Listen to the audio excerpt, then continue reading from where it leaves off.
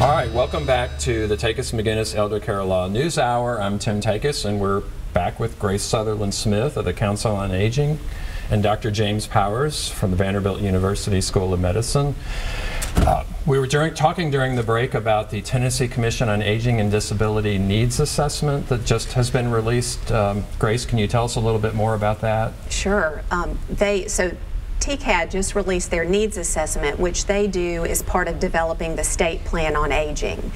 And I wanted to share just some of the top 4 needs that were identified among the older adults that were surveyed across the state, because I think they highlight areas where we have gaps in services and we need to be doing more.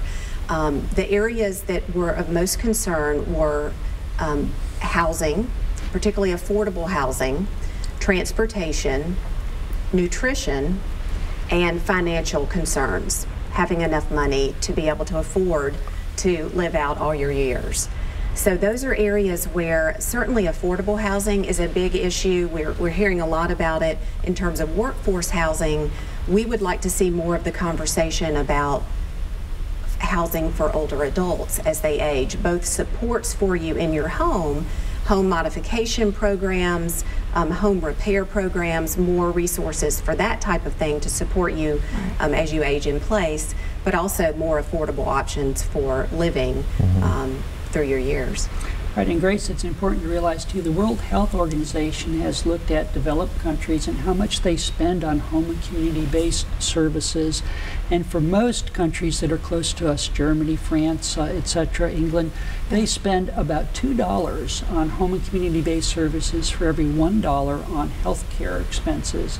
The United States is quite the opposite. It is the lowest of any developed country. For every $1 we spend on healthcare services, the U.S. spends 50 cents on home and community-based services. So there's no wonder that these needs exist.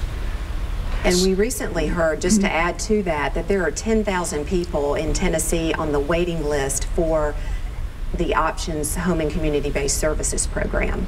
So there is a need that people are expressing, trying to sign up for home and community-based services, and they're on this waiting list. There are a lot of people. Right. So there's lots of gaps too, right? Yes. People needing support to stay at home, whether they're a caregiver or they're aging themselves. So how does the Council on Aging help with that?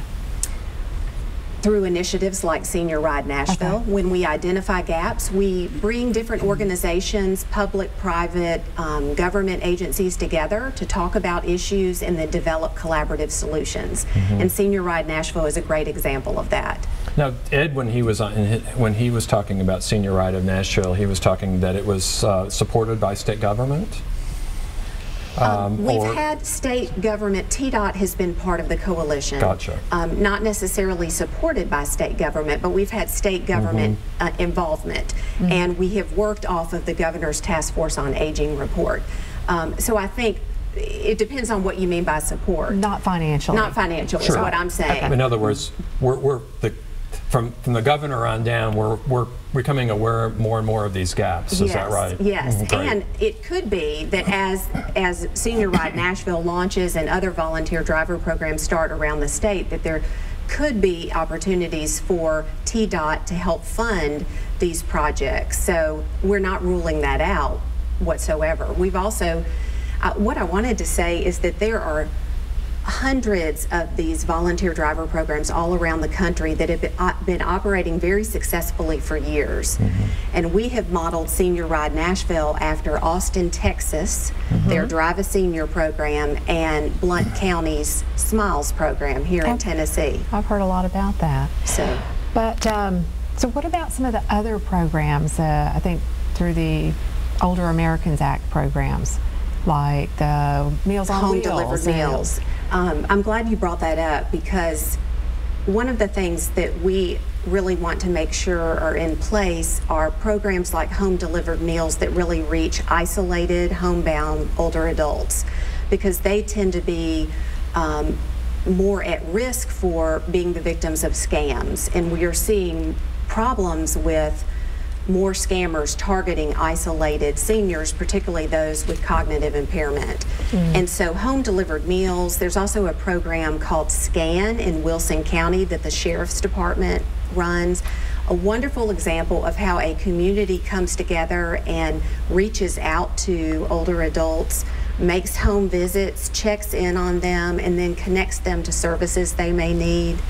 Back to the Older Americans Act, so home delivered meals, other supports like transportation to and from senior centers, senior center activity. So certain programs that the government funds, the Tennessee SHIP program for Medicare information assistance, the ombudsman conservatorship programs. There are a number of strong supports that do come through the Older Americans Act. I think it's important to realize that these programs are relatively low cost, and by helping individuals and their caregivers stay at home in the community, it avoids unnecessary long-term care placement. So Grace, we've just got a moment or two left. How can people get in touch with your organization, Council on Aging? Okay, thank you. Feel free to call us at 615-353-4235, or they can go to our website, which is coamidtn.org.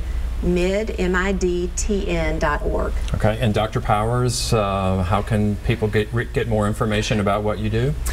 We are very excited to be part of national organizations promoting aging, and I might just mention that the American Geriatric Society has a great website, a lot of good information on there for healthy aging concerns and for consumers. All right. Until next time, goodbye.